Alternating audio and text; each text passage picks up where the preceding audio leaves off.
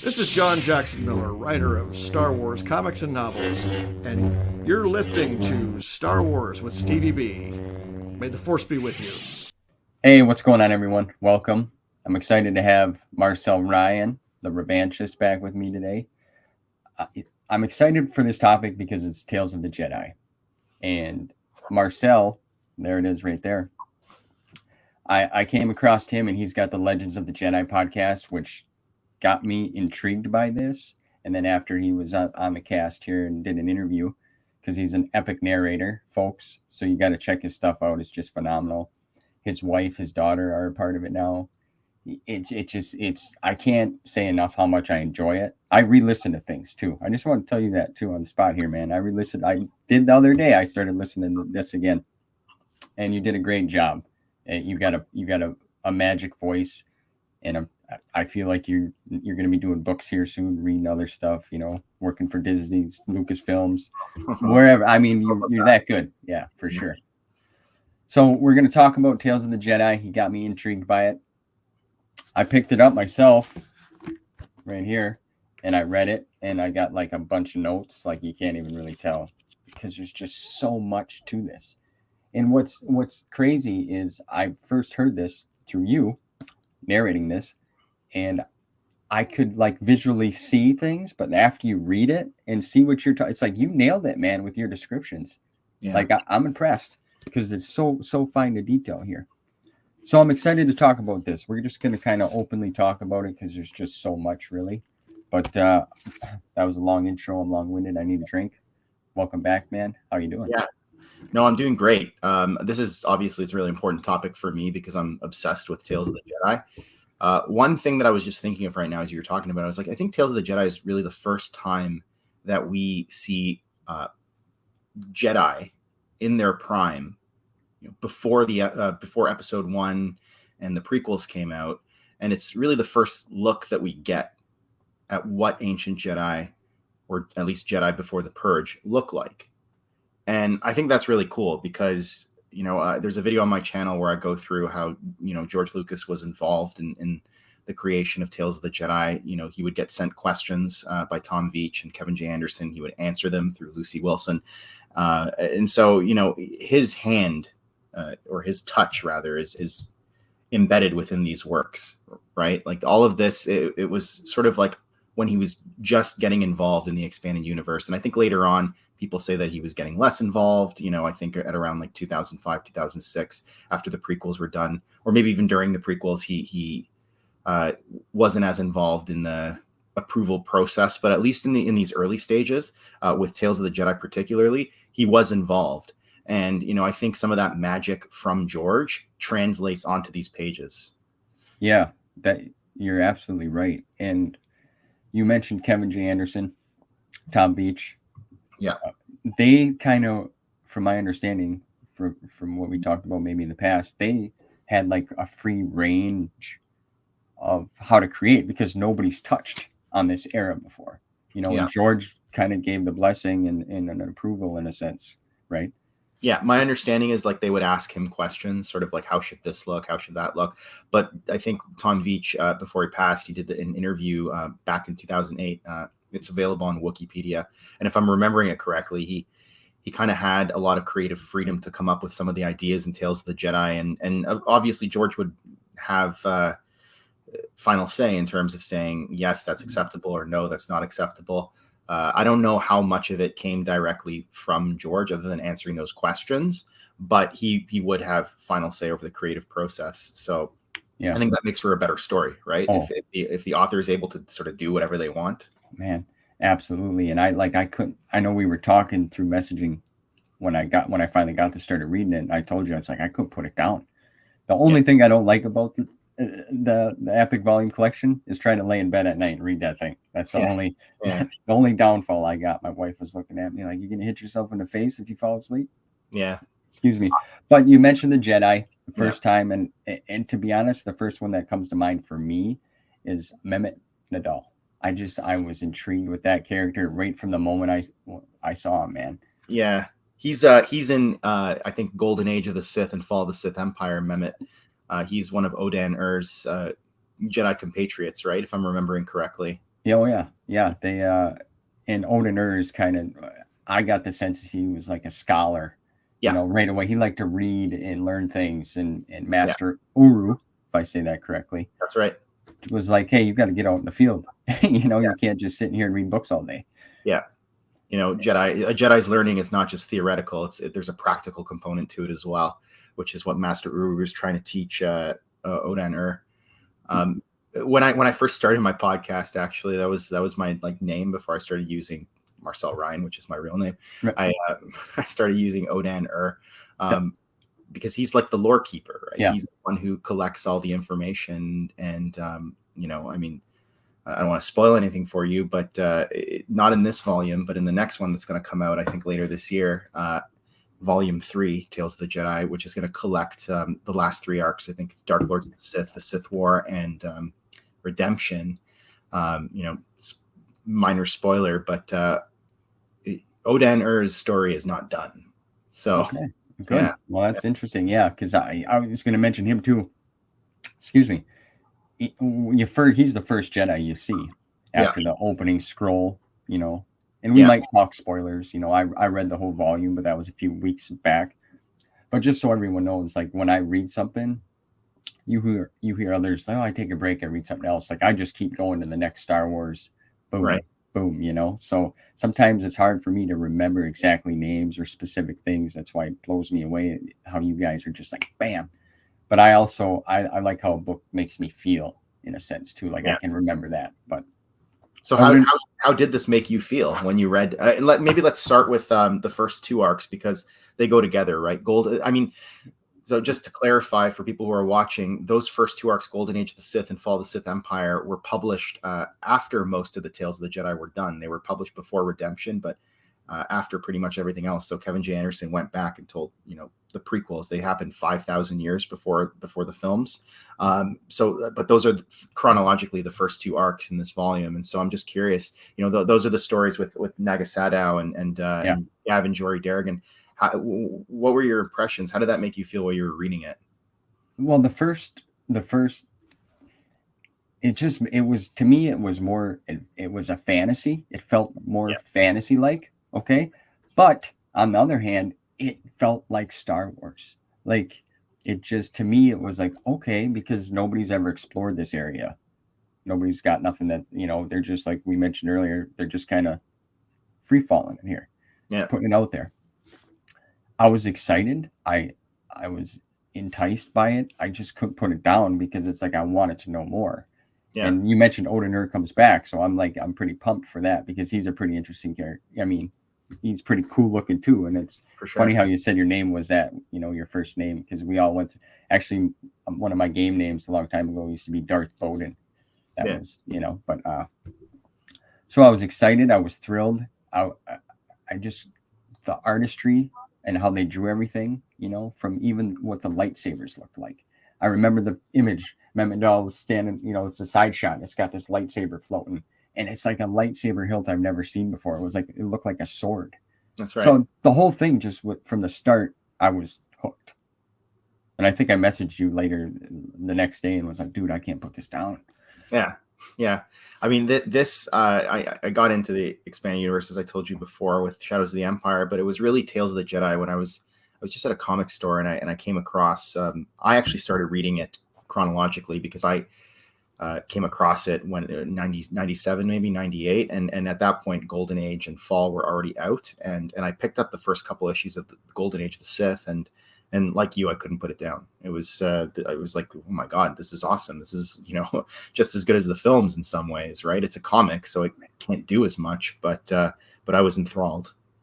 Oh yeah. I just can imagine what it would have been like to see that shortly after it came out. Yeah. I came into this comic book thing just recently, I mentioned before, and I'm kind of jealous of all you guys that were actually there to be able to experience the first time, because we didn't have social media back then. You couldn't, Amazon wasn't a thing. They didn't have collections. You had to go to the comic book store and get it. That was the only way. So the Golden Age, right off the bat, was like, okay, wow. And it was weird because it started with episode comic books number 0. That's right. Which was kind of odd to me. Yeah. Was there a reason? Is there a reason for that? There probably was. I mean, it was probably just a short, because I think issue 0 is shorter than the rest of them. It's probably just an advertisement to kind of entice people into the comic, saying like, this is what the story is going to be. Frankly, that aspect of it, I haven't really looked into, but I know that a couple of the Dark Horse titles had an issue 0. Like there was Prelude to Rebellion, which is the first arc of the Republic comics that had an issue 0 that was only available online for a number of years. I think like Legacy had issue 0. I think even the KOTOR comics by John Jackson Miller had issue 0. So it was, I think it's just a convention that they use to kind of get people hooked, maybe a shorter story, but pull them in, introduces them to the world. Yeah. I noticed too, also after number 0, when you jump to number 1, the artist changed. It was a different artist. And I know Chris Gossick, I believe, was he was one of the first artists, but like the detailing in how everything was, I guess the words in the word bubble were put, it was just different, and it was cool, but it flowed. So, and it gave it such more of like a darker Egyptian style when we meet Gab and Jory, brother and sister. Yeah. That I love ancient history, so that was really cool to me. I think if I recall, just reading some of the interviews, Dario Carrasco Jr., who was the main artist for the Golden Age and Fall arcs, he was told, nothing that's like a real world analog. So he just kind of blended. I think he kind of got away with a lot because it still looks very Egyptian, very ancient world, but he blended, like ancient Greek, ancient Egypt, ancient Babylon, that kind of stuff, and it makes for a really unique ancient look that we don't really see in the prequels, right? It looks different. Oh yeah. But it fits. It fits. It's just hard to describe that. Like I mentioned, it's like fantasy. It's more fantasy based heavily. Yeah. But it's got the sci-fi feel, and it feels like Star Wars. Like, okay, this is how all this, all played out into the prequels and where we got to today. Yeah. It looks like a space opera. It feels like a space opera. I mean, you have those identifiers that people can identify with, like you have lightsabers. I think in Golden Age and Fall, they're connected to like a battery pack or a proto pack. Yeah. You have the themes are the same. You have a brother and a sister, which is a big theme all throughout Star Wars and the expanded universe, right? We see siblings are a big theme. You have a hut there in the I was just going to mention Arba the hut, and the repair station. Yeah. Maybe the only good hut in the Star Wars universe. Yeah. Yeah. And he really tried to help. See a little quick on Gab and Jory. Their parents were kind of on a mission running supplies, we'll say, and their ship blew up. Yeah. And Gab and Jory were sad. So they wanted to get out there and explore the galaxy like their parents. That was their plan. And then some things kind of went sideways, and, it crash landed. And trying to see here. I'm checking my notes, folks, because like I said, there's just so much. Yeah. And every small detail is just, all fits. They discover the Sith Empire, which has been isolated from the rest of the galaxy for, I don't know what, like at that point, we learn later all this stuff, but at that point, almost like 2,000 years, right? So this is, it's called the Golden Age of the Sith, but if you really like look at these stories, it's actually like the Sith Empire in decline. Oh yeah. And that's weird to me too, because you don't see back, when the movies, it was just a master and an apprentice. That's now right. We have, tribes of Sith and a Sith Lord, and then the Dark Lord of the Sith, who, is kind of like the president of them all. That's right. Sense, and we don't normally see that. Right. It's interesting because the Sith, as we find out in the Golden Age and the Fall arc, are actually a species. They're a species of red-skinned aliens, and we find out that some of them are mixed with exiles. So there were 12 Jedi exiles. I don't know that they were human, or I think they were all humanoid, but they find themselves in the Sith Empire. It's just like, almost 2,000 years before the Golden Age arc, and they mix with some of the pure-blooded Sith, and so you have almost these divisions, like castes in the society, where you have people like Nagasato, who are mixed blood, right? His some of his ancestors were like the Jedi exiles, and then you have people like his main opponent is Ludo Kresh, another Sith Lord, and he's a pure-blooded Sith. So I thought that was really interesting. Yeah, and it's funny how they first meet. They go to the planet Korriban. It's the first time too that we see that, which is that whole, man, that just gave me, when I seen that, when you get to that next page and you see, here it is, it's like, oh, it's so dark, and it's got that, like you said, that Egyptian pharaoh vibe going. Yeah.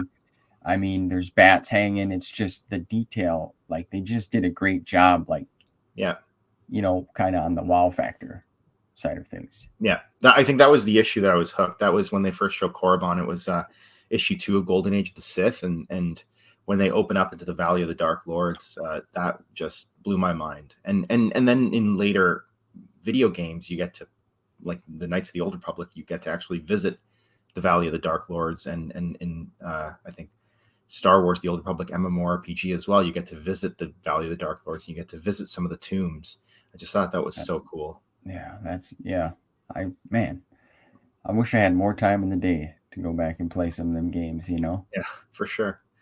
Me too. Yeah. So that's how we mentioned Nagasato and Ludo Kresh. They're kind of against each other. They're both Sith Lords, but they arrive for a funeral for Marco Ragnos. That's right. He's the one that just recently passed. And even seeing that, how they're carrying the tomb, and they put like a headdress on him when they bury him. Yeah.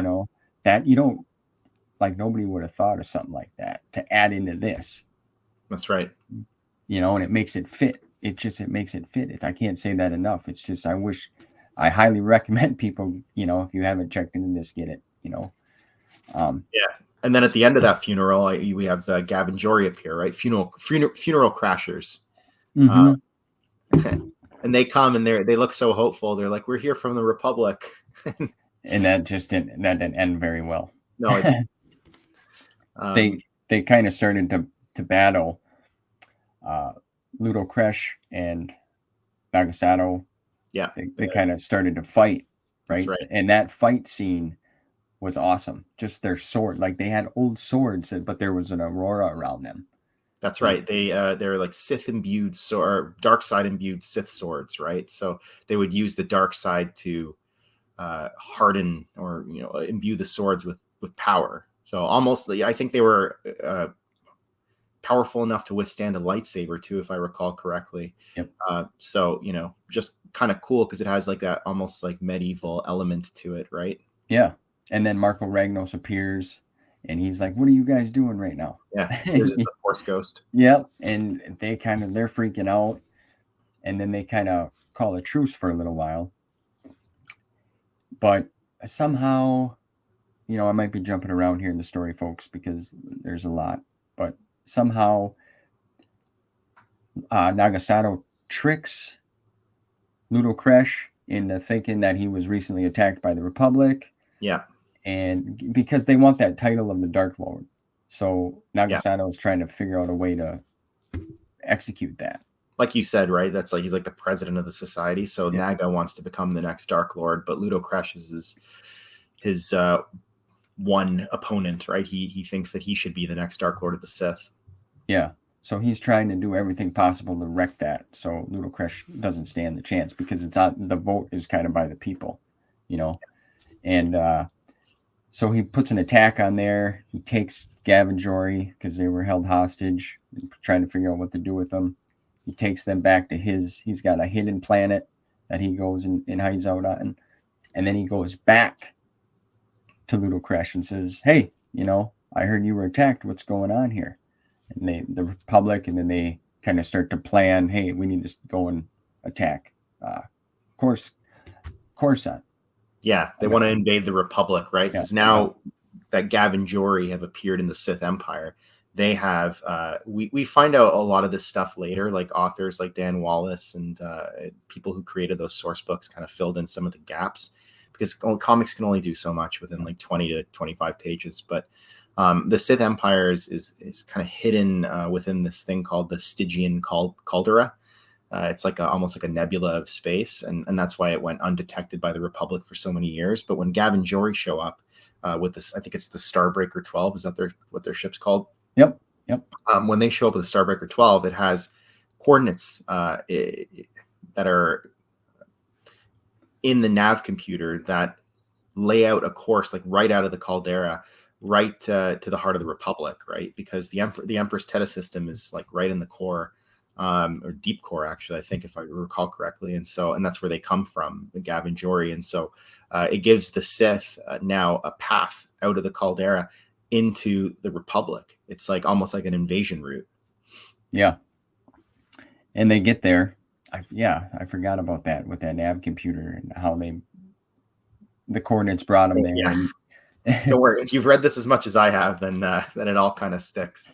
I know. I want to start like going through my notes here, because I mean, I'm not kidding you. There's a lot of them, but I don't know if I'd get in trouble for showing pictures of the book. But I bought it and I own it.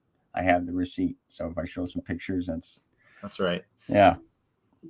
So it was just really cool to see that in like you said, the family, the brother and the sister, like that whole story that has been throughout Star Wars history, even back 5,000 years before.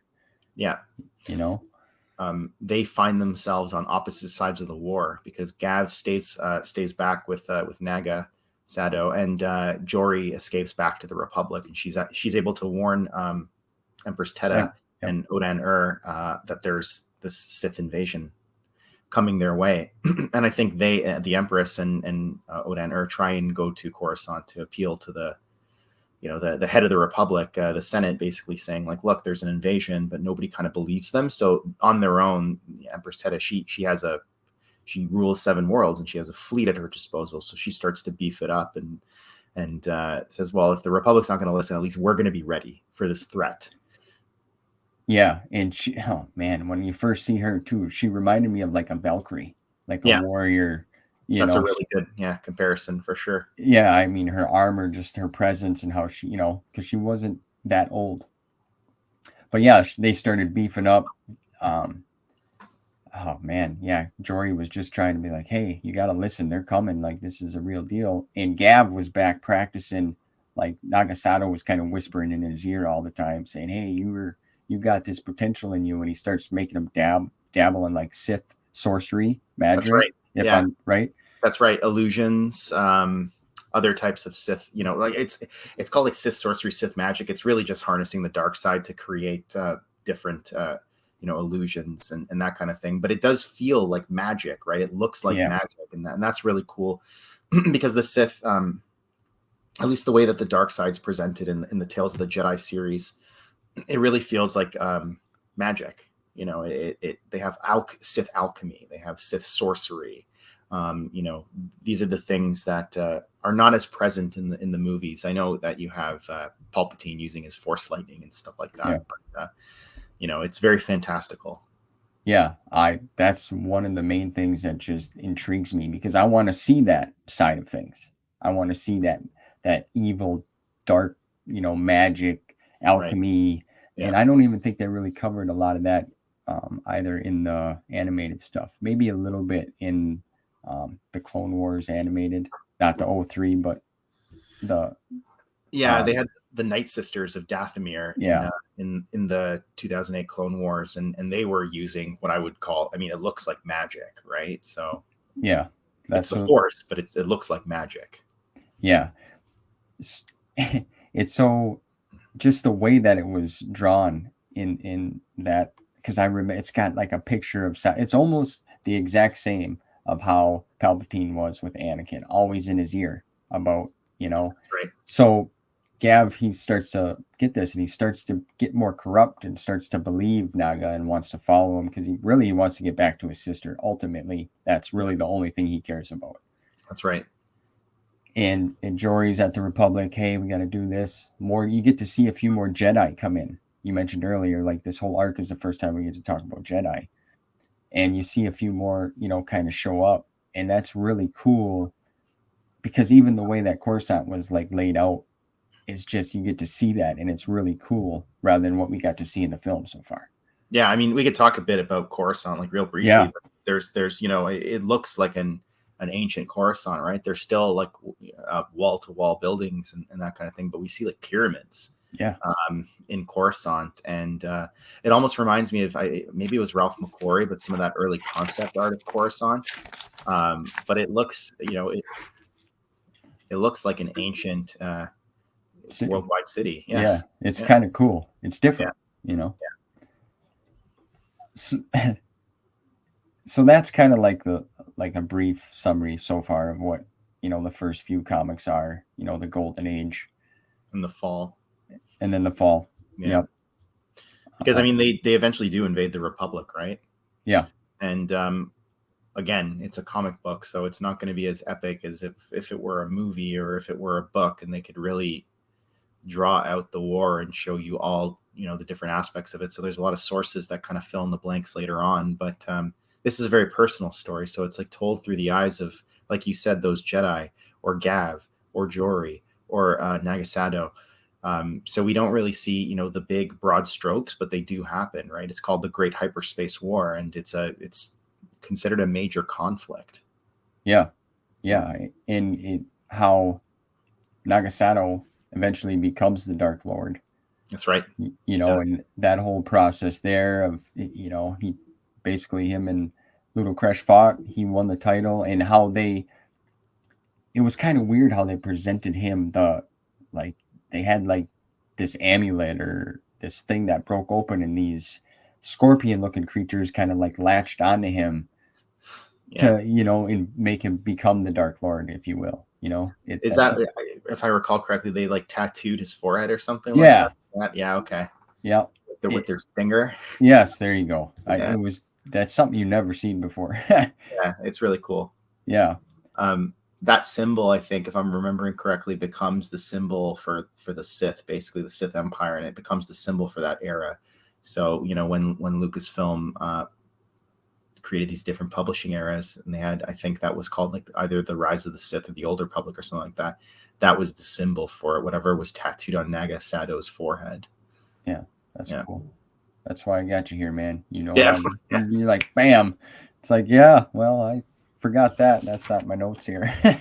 No, fair enough. No, but for real, it was great. Like that whole arc, it was just different. You never seen it before. And it's funny how the whole, like, all this kind of ties in together eventually. Like this whole volume 2, which is cool. Yeah. So after that happens, then throughout the rest of, excuse me, Ludocresh kind of, they go to war, they fight. The Republic kind of knocks him out. That's right. They think he's dead, but he escapes to a new planet. If you have any criticisms whatsoever, I'd like for those first 2 arcs particularly.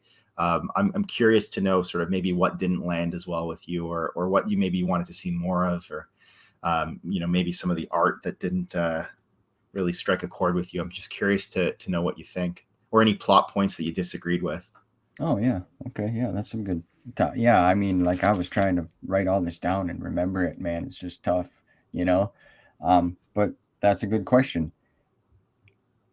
So I don't think really there was any plot twist or points that really bothered me at all. I mean, it all kind of made sense to me. It fit. It was different. It's different, but it fit. It fits. It felt like the Star Wars thing. Any of the writing, I think I liked Tom Veitch kind of did a little more better job in the detail. Yeah. To a sense. Yeah. That's a common criticism for sure. Yeah. Nothing against what Kevin J did, but I felt because I always went back. At first I didn't really like, okay, who wrote this one, I just like, okay. And then I'm like, you could tell who's different. Yeah. So I'm like, oh, Kevin J did this arc and he did this. and then Tom Beach did this, and it's like, okay. So I think there was more detail. It felt like he used a lot more wording too. Yeah. Maybe it was a little bit longer. Yeah. Some of the interactions and such. Yeah, for sure. But other than that, no, I thought the writing was done well, and they used a lot of wording that just fit. There was no overextensiveness of like, I was never bored. Sure. Nothing seemed like, okay, this is like a filler comic. This isn't, the whole story just continued to go boom, boom, boom. It just flowed nice. Yeah. I mean, what's your thought on the Tom Beach, Kevin? Yeah, I agree. I'm a huge fan of both of them. But yeah, if I had, gun to my head, so to speak, if I had to choose, I would say Tom Veitch. I really like his writing. He had a clear vision. But we're talking like we're splitting hairs here. Like, I really do love both of them. And yes. Like Golden Age and Fall, I think a lot of people consider them to be not as good as the other arcs. But for me, those were the ones that introduced me to the Tales of the Jedi in the first place. So there's that nostalgia factor for me. They'll always be good. It's hard for me to criticize something that I grew up with, right? When I was a less discerning kid and, didn't have a ton of things to compare it to on a literary basis. So I enjoyed those two arcs, but maybe we could talk a bit about, or talk a lot, I guess, about the next three arcs. So, the other half of the book is we jump forward 1,000 years, and these are the arcs that Tom Veitch wrote. There's the Ulic Droma and the Beast Wars of Onderon, the Saga of Nomi Sunrider, and those two stories are collected in 5 issues, and then we have the last 2 issues of this volume, which is the Frida Nat Uprising, and those were all written by Tom Veitch. So I'm just curious, when you got to those, there was probably a bit of a shift in terms of like the art, because I think that was mostly Chris Gossett that was drawing that kind of stuff. Yeah. And like you said, the narration style. So was that like a bit of a shock for you when you transitioned from Golden Age and Fall to Ulic? Yeah. Yeah. Okay. Yes. Oh, yeah. I was just looking. I brought it up, and you can immediately tell, like, just that it was more detailed in the drawing. I know that's probably terrible, but it was nice to see the lightsabers, like the actual lightsabers now. Right. Yeah. And I didn't realize, like, I've heard the name Ulic Qel-Droma a lot, so I was excited to get there, and see what this character was about. Yeah. And yeah, he's kind of lived up to everything that everybody's mentioned about him so far that I know. I was going to say, did he live up to expectations? Yeah. Yeah. So when you kind of come off, like you said, I don't have a problem with the Golden Age or the Fall. Like that was cool. I can see why it grabbed people, because it's immediately why it grabbed me. It's like, oh, this is different. It's fantasy. It's cool. Now you get to this, and like I was saying, it just got more. There was more interaction with characters in a sense. Yeah. And the detail about them was better. Yeah. I didn't realize that, like, Ulic had a brother, and there was Tata. Donita. Donita. The Twi'lek or Twi'lek Jedi. Yeah. First time, we see one of them, and he was really cool. He reminded me immediately of Piccolo.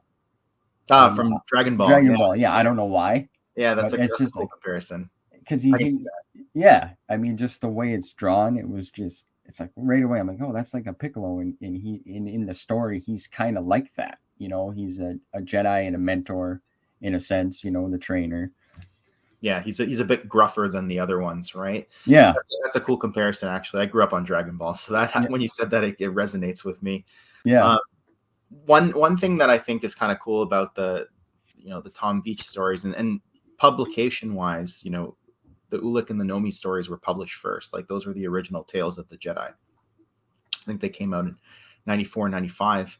I think they do a better job, maybe overall, of capturing that the themes of Star Wars. Yeah.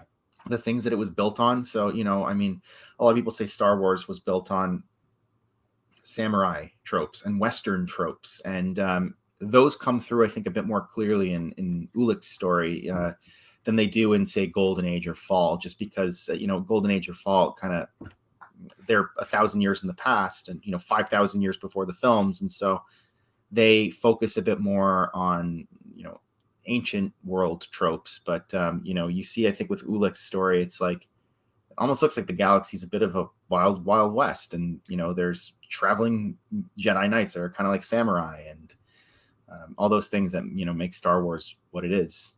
Yeah, that's actually a perfect way to say that, because, you're right. And it's got a lot more of the samurai vibe to it, even in the fight scenes. It's just, they kind of make them stand out on the page coming at you, and it's got the word bubble, and it's a big, it's got that samurai feel. And I've always liked that, like the Western cowboy. Ulic's kind of got that. He's that a cowboy vibe. Yeah, popped up, gunslinger type of guy, cocky. And his brother K is pretty chill, different. It's cool how they made both of them different in their own ways. Yeah, K is a bit more bright-eyed, laid back, almost like a young Luke Skywalker. And it's like Ulic's like an older Luke Skywalker. They're very, very different individuals. Yeah. Let me ask you though, what did you think of Nomi Sunrider? At first I'm like, I don't know. She's kind of whiny. Okay. Especially after her husband, he gets murdered there. Yeah. And then she goes, I forgot exactly how she got there, but she found his master. She went looking for his master, I believe. Yeah. So the way that it's described, and a lot of this, like, again, the blanks are filled in through other sources. Like there's the Tales of the Jedi Companion that West End Games put out. It's a RPG source book, but Ander Sunrider, who's Nomi's husband, was trained under this guy named Chama. And then Chama gives him a bunch of lightsaber crystals. They're called Adagan crystals. They're basically just types of Kuiper crystals made from, or originating from the Adega system. And he has to bring those lightsaber crystals to Master Thawne, who's a Jedi who lives on the planet Ambria. But when he dies, it's up to Nomi to finish the quest and bring those lightsaber crystals to Thawne. Yeah. Yeah. And then she finally meets up with him. Yeah. And he's kind of different. Like he's like a dinosaur lizard. That's right. Kind of looking thing. Bit of a bait and switch there, because we see his Jedi apprentice, Os Wylam's like riding on Master Thawne. And so we think he's just some beast of burden. And then it turns out actually he's the Jedi Master. Yeah. That threw me for a loop. Okay. I wasn't expecting that at all. Well, it reminds me of Yoda in Empire Strikes Back. When we first get introduced to Yoda, and if you've never seen these films before, he looks like some goofy character, and then he reveals he's the Jedi Master. So it had that echo of something that we've already seen in Star Wars before, and it plays out again, but differently enough that it's not a complete copy of what we've seen before, but the same idea. It's like, it's like, oh, that thing that you're riding is Master Thawne. It's funny how they can do that to you, and you don't even really realize it until you take a closer look. Yeah. So why I say whiny at first is because she kept like bucking heads with him, saying, "No, I'm not going to train. No, I don't want a lightsaber. No." That's right. She was very against it. That's right. And she just wanted her baby safe. I mean, that was ultimately what her goal was. And then finally, because they were looking for her, because she had the crystals. You're right. They were out to get her. They wanted the crystals. Yeah, I forget the Hutt's name, but there was a Hutt crime lord, and his cronies basically were the ones who killed Ander Sunrider, and they wanted those crystals because they're valuable and they could sell them. So they kind of tracked them to Thawne's planet and then attack, Thawne's settlement, and Nomi, I think at that point has no choice but to take up a lightsaber and fight back, right, to protect not only herself but her daughter and Thawne. Yeah. So now she's interesting. Now she's powering up. She's like, okay, I'm gonna do this. And I wish sometimes I think they could go maybe a little deeper into the training aspect of things of how Yeah. they, you know what I'm saying? For sure. So I felt that little bit lacked a little bit, Yeah. you know, Good point. you know, Yeah. I would like to see that more. Like, okay, let's, you know, what's she doing? What is he having her do? But then she got, you know, kind of beefed up, and she went and she met up eventually with Ulic. That's right. In the third arc of the second half of this book, in Frida Nat Uprising. Yep. To backtrack, to explain, so Ulic in his original arc, Ulic, Droma, and the Beast Wars of Onderon, his Jedi Master Arca, whom I think is a really cool character, Arca sends Ulic, Kay, and Tot to this planet called Onderon to help the monarch there fight these beast riders. But it turns out that, again, the bait and switch, the beast riders are the good guys, and the monarch, she's actually a Sith sorceress, or a dark side sorceress, Queen Aminoa. And so by the end of the arc, they end up beating her. But you know, things are still not good on Onderon, because it used to be ruled 400 years in the past by a dark sider named Frida Nad, who was trained, we find out, by a Dark Lord of the Sith. And Frida Nad is, you know, spoilers, he's still around. He's a Force ghost, and Queen Aminoa's husband, King Amun, is still around. And so in the Frida Nat Uprising, you know, they've already introduced now Ulic, and they've introduced Nomi in their two separate arcs. But now they have to basically team up with a bunch of other Jedi, and they lead a strike force into the heart of Onderon, and to try and root out the dark side evil there, which is King Amun and the ghost of Frida Nad, which is really cool. It's only 2 issues, but it was good. Yes, I was just gonna say, man, that had some really interesting stuff in that as well. Yeah, you know, especially how he's. It's just like his. I want to show it here, but you know, he's got his King Amun. Yeah. Nobody knows it's him. Like, he's the one kind of behind all this. Yeah, because he's kind of a vegetable. That's right. He has this like metal apparatus that he's attached to, and so you think he's weak, but he's a dark side sorcerer. He's a magician, right? He has the power, and I think you find out that he's a descendant of Frida Nad.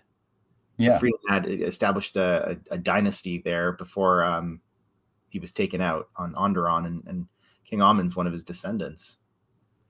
So that threw me for a loop when I seen all that. So I wasn't expecting, like, that was kind of like a plot twist for me.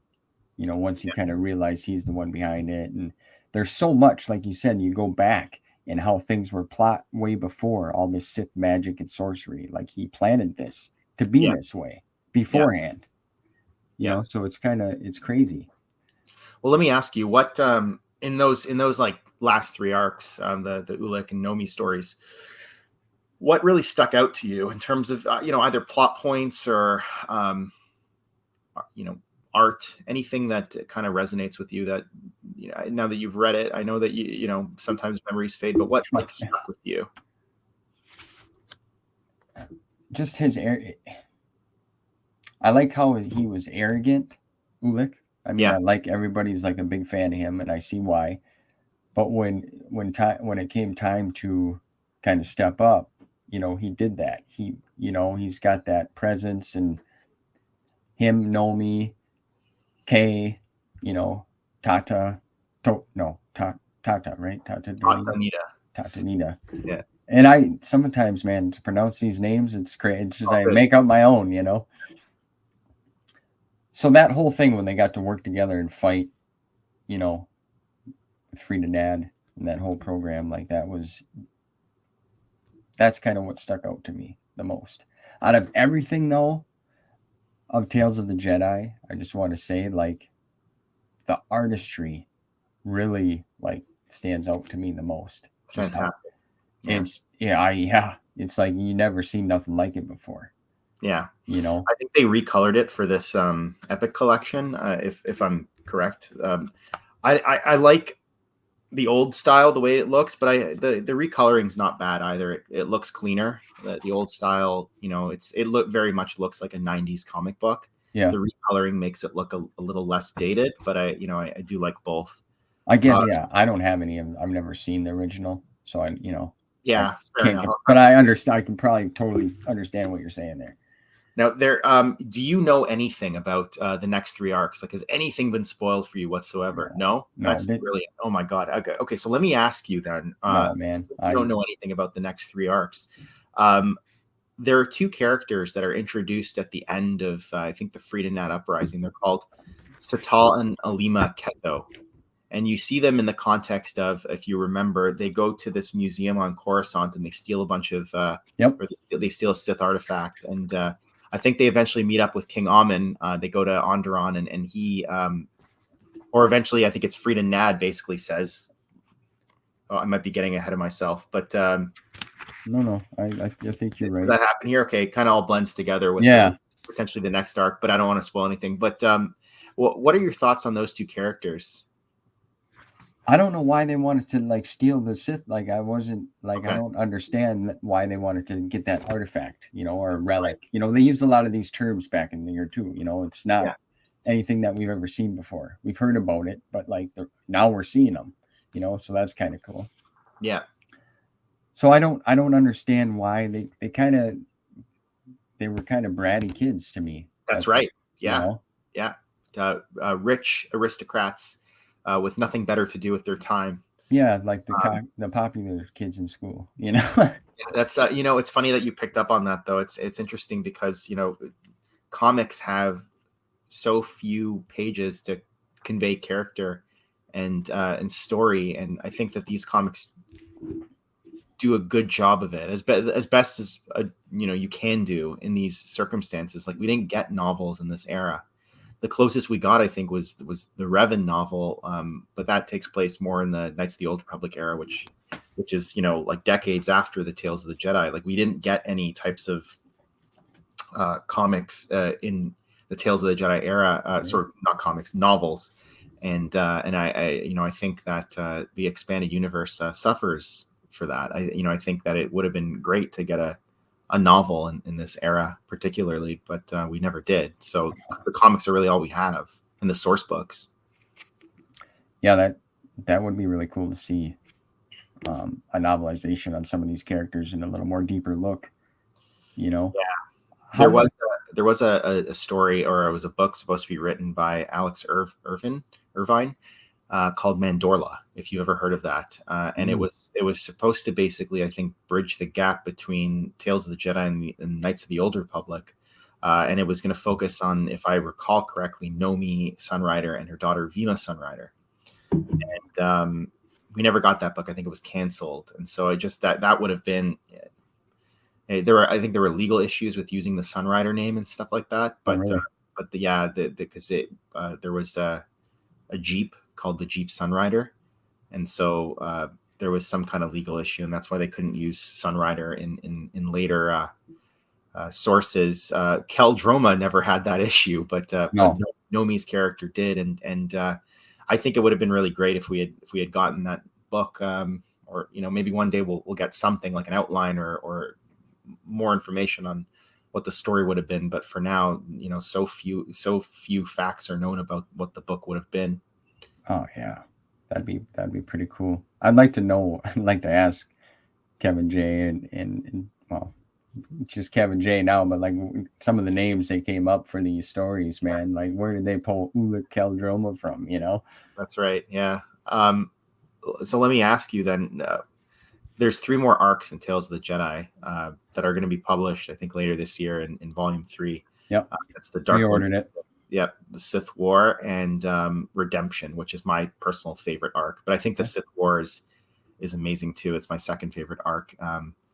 I think the next 3 arcs go really hard, and I'm just curious, like, what do you, I mean, the titles, but that doesn't really tell you much of the story. But what do you hope to see, or what do you think's going to happen? I just, I'm asking you to like kind of crystal ball here and let me know. But it's interesting because you don't really know what happens. No one spoiled it for you yet, and so I wish I could put myself back in your shoes and just start, proposing fan theories about what I think's going to happen. Man, yeah, you put me on the spot here with that one, man. I'm sorry. It's a good question, and yeah, I mean, I don't know what's going to happen. Like, I feel like them bratty kids are going to play a bigger role. Okay. I think the Sith War is probably going to be epic. I Yeah. mean, it has to be. I mean, it's a war, Sith War. Sounds good. I hope Ulic and Nomi, like, I hope none of them die. Like, Okay. I hope, Piccolo lives. I hope, Yeah.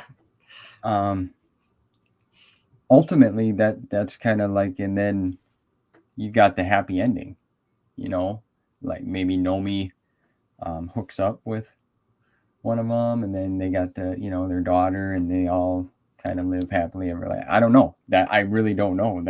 No, this is fantastic. This is such a treat. Keep going.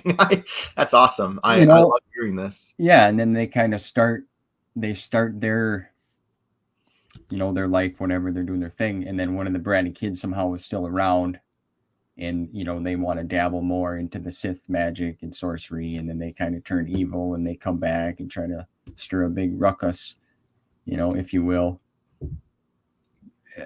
bringing back, trying to go after him and steal her daughter. I feel like the daughter is going to play a role too. Yeah. Well, thank you. That's I'm not going to tell you, and I'm going to ask you, to pledge to do your best not to spoil yourself, because it's going to be a treat when you get to actually read those 3 arcs and see whether you were right or whether you were wrong, or what you were right about and what you were wrong about. Yeah, I mean that's my best shot. I feel like each story always seems to have that almost same kind of flow, right? Yeah. We talked about it, But I feel like her daughter is going to play a bigger role. Ulic and Nomi are going to be a thing. Yeah.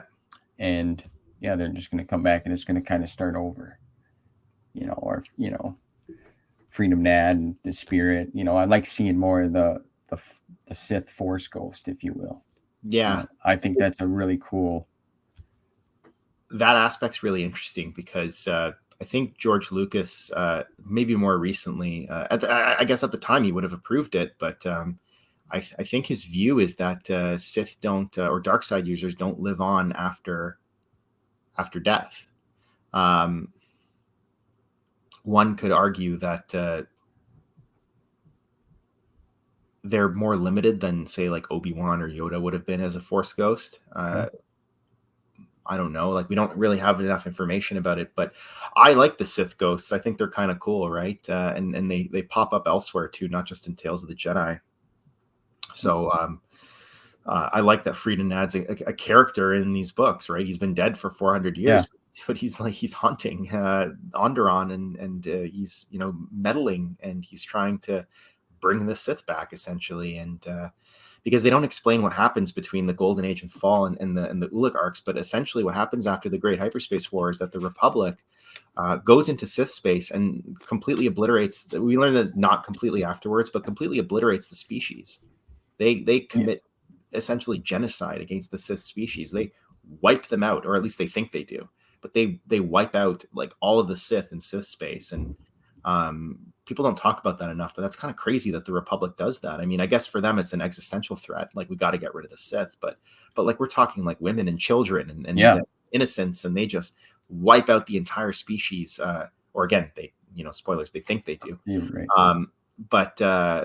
But that's crazy, and that's why in the Tales of the Jedi and the Ulic and Nomi stories, we don't see any red-skinned Sith species. No. We later learned that Friedan Nad was trained by spoilers, Naga Sato, right? So there's that continued link, that lineage. That's what I mean. How it all is connected. That's right. And you bring that up, and that was good. The Sith species, like, yeah, it was a species, and it was wiped out, and that's crazy. Like you said, man, that's pretty dark.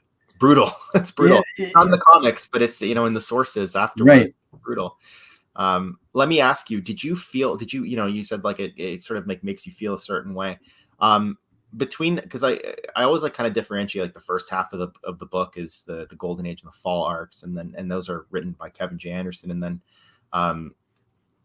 you have the second half of the book, which is written by Tom Veitch. But did the Ulic and Nomi stories make you feel differently, or make you feel something as compared to the Gav and Jory and Sato stories, or was it sort of just like this general feeling throughout of like wonder and excitement and that kind of thing? That's good, man.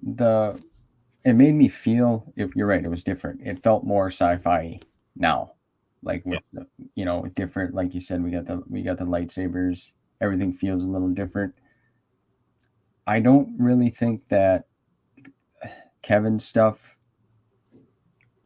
it Gavin Jory, I didn't man, how can I say this? Gavin Jory at first, I'm like, this is kind of weird. They look a little bit older, right? Yeah. And then their parents, and they're kind of at first acting like littler kids to me. Yeah. But then, they obviously that changes and they're cool. But I like Nomi and Ulic's story better. Nothing against what was written or how it was brought to us, because that excited me from the start. But then it turned more into sci-fi fantasy rather than fantasy sci-fi. Yeah. Does that make sense? That's interesting. I've never heard that before. I think you're exactly right. When you think about like the Ulic story, the Beast Wars of Onderon, it sounds like very pulpy science fiction, and it kind of reminds me almost of like that Edgar Rice Burroughs stuff, like John Carter of Mars, like a stranger in a strange land. Whereas the Golden Age and Fall, I think they're a bit more it is. See, yeah. So that's a perfect way of putting it. One's more fantasy sci-fi and the other's sci-fi fantasy. Yeah. In a nutshell, that's what I was trying to get at. Yeah. Ideally, Star Wars will have elements of both, right? Like it's a space fantasy. I'm a big fan of calling it a fantasy, but there are sci-fi elements, and I think, you definitely see more of that in the Veach stories. The interesting thing about like Golden Age and Fall is like even the ships kind of seem fantastical, right? Like they seem like ancient. It's like almost kind of got like that old pirate boat look to it. They have sails, right? It's kind of different to see that. It fits, but it's got that old dark, it's like a wooden ship that flies with a pirate flag hanging off it, and they're inside on a nav computer. So it's kind of, and there's swords, right, instead of lightsabers, and then also when you get into the Ulic story, we'll say the bad guys have wet blasters, and like now they got guns. Right, there's guns now. So because I think you're right. Actually, this is why I love talking to people about Tales of the Jedi. There's like things that I just don't even realize, like even though I've read it 1,000 times, but when the Sith forces in the Fall arc attack Coruscant, in that first, those first two story arcs, I think they're using spears. Yes. And the Republic forces, it's almost like they have spaceships, but they're using like swords and spears, and then you get to the later arcs, and there's more sci-fi type weapons. Yeah, it's back to that feel. Like I said, the feeling's different. And it's interesting to see, like, also another, it was good to see the Jedi together. It was differently. It was like they were more united in the beginning of the story. There was a picture where they got their hands up, and some got a spear and a lightsaber. Yeah. And it just, it's like it felt like a team, I think I know what you're talking about. Yeah. Yeah, I know I got it marked in my book because it stands out to me so much, but I got so many pages marked right now. It's hard to find the exact one that I want. Well, let me ask you, there's one ship, it's like a Sith meditation sphere. It's the one that Sato, so I'm going to try and maybe show it real briefly, but that. Yeah. Sorry, there you go. Meditation sphere. Yeah. What did you think of that ship? I'm just curious. At first, I'm like, this is like, it's got bat wings. Yeah. It's different. Like, and he's just hanging out up in space, using the meditation power. He's not even involved in what's happening in the war. I mean, he is, but not physically there. So that was kind of interesting how that radiated so much dark energy out of it too. Yeah. In a sense. There's this notion. Well, there's two things with that. The first thing is that I don't know if it's that specific meditation sphere, but Sith meditation sphere shows up again in the expanded universe thousands of years later. I'm not going to tell you where. You're going to get to it eventually. You're going to be like, oh, that's so cool. But a Sith meditation sphere shows up again, like after Return of the Jedi. Really? Which is becomes an integral part of a certain story that I'm not going to spoil for you. But the second thing about the meditation sphere is that Nagasado, I think, is using a form of battle meditation, and we see that's introduced that notion, Jedi battle meditation, is introduced in the Nomi Sunrider story arc. Like she's adept at Jedi battle meditation, and the idea behind it is that she can use the Force to influence the outcome of a battle, basically like raising morale and decreasing the morale of the enemy. And Sato's using, I think, a form of that to coordinate his forces from that meditation sphere. I heard that battle meditation specifically, that's kind of cool because it was something that was proposed to George Lucas. Like I remember reading in the Veach interview that they would propose like force powers, and George Lucas would be like, no, Jedi can't do that. But like specifically with battle meditation, he okayed it. He said, yeah, the Jedi can do that, which is really cool. Yeah. Like that whole idea of that battle meditation was really cool. Like when Odin kind of brought it up in the beginning, and uses it too. That's right. Yeah. And it's just, it's cool. And that's really cool that George Lucas, approved that or had some input on that too. And that would have been cool to see in the films, Yeah. Well, the theory is that, we don't really see it happening, but Emperor Palpatine was using a form of battle meditation at the Battle of Endor.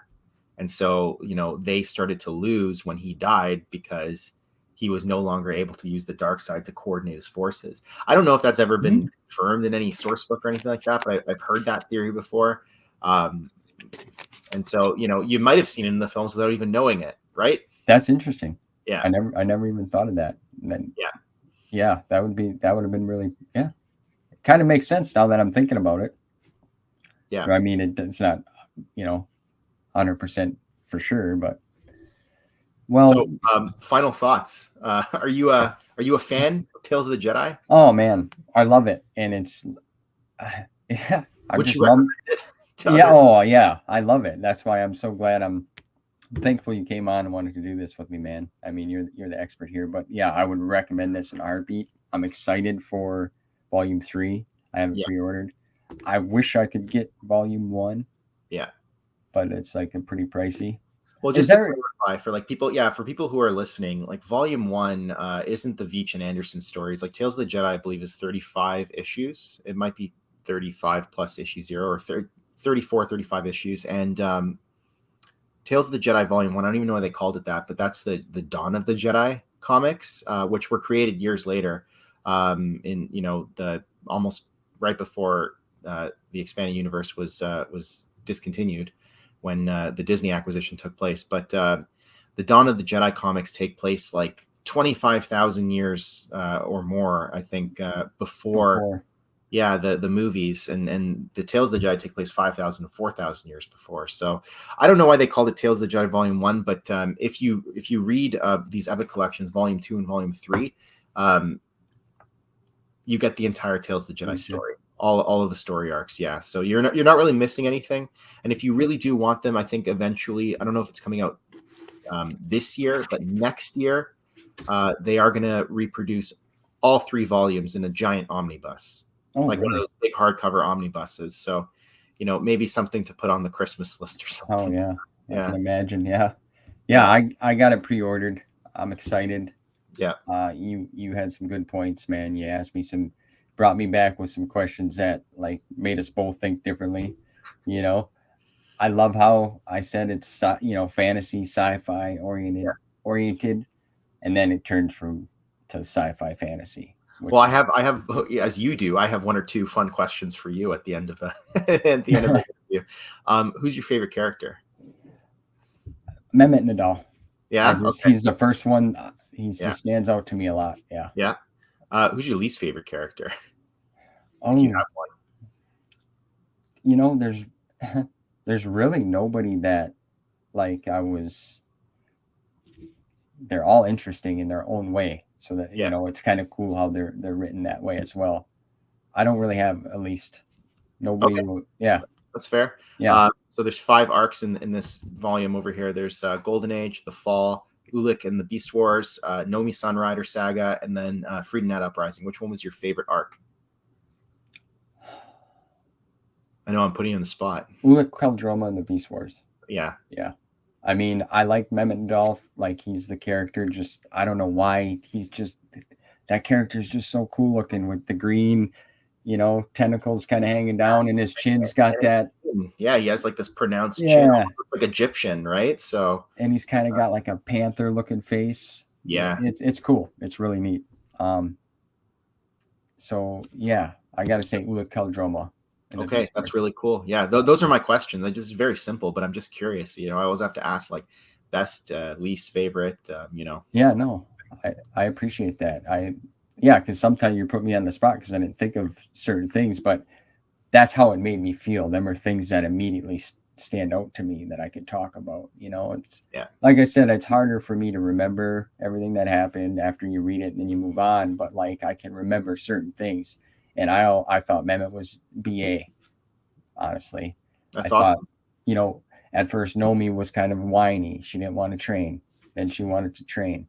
I liked the Ludo Kresh Nagasato battle. I liked that. I like their picture, the whole page is them two battling. They got their swords and they're clashing, and then you got the Sith spirit shows up and Marco Ragnos and starts yelling at him. Yeah.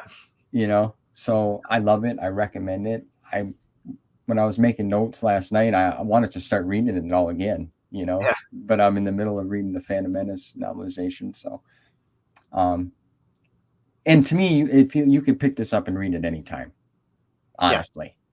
I don't even think you need to even watch the films to read a story like this, but obviously, watching the first 3 films helps. But like that's what's great about it is really the only foreknowledge you need is maybe watching the original trilogy, and then you can pick up Tales of the Jedi and read it and understand it and appreciate it. Yeah, it's a masterpiece. I think so. I'm happy to hear you say that. I'm being 100% honest. We're gonna have to do this again when you read Volume 3. Yeah, I really enjoyed this, and honestly, we could do something else. Just pick one of the comics and talk about it, and make a whole show about it, because that's how good it is, and there's so much to talk about. Like I know I missed a lot of stuff, but it's great, and I'm so thankful that you turned me on to this, man. And your Legends of the Jedi podcast is phenomenal. I look forward to each episode coming out on YouTube. I know it's on Spotify, all of it, but it kind of saves me a treat rather than just dive on all in, That's right. Yeah. So is there anything that you're working on currently, like that you want to get out there? Anything coming down the pipe here?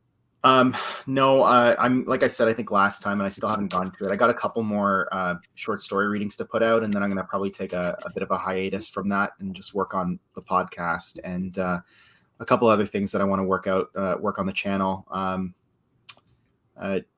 I want to maybe like create some other content, that kind of thing. So, yeah, there is one thing actually. I was going to make a video about it, but maybe I can show it here if you indulge me. I got some. Only Good Games, who you interviewed before, kind of keyed me into these, but I got these Tales of the Jedi gold foil covers, and it's the first 5 issues. So the Ulic Droma, Beast Wars of Onderon, and the Nomi Sunrider saga, but it comes with this like certificate. I know it's kind of hard to see, but it says, my goodness. Yeah, there's only like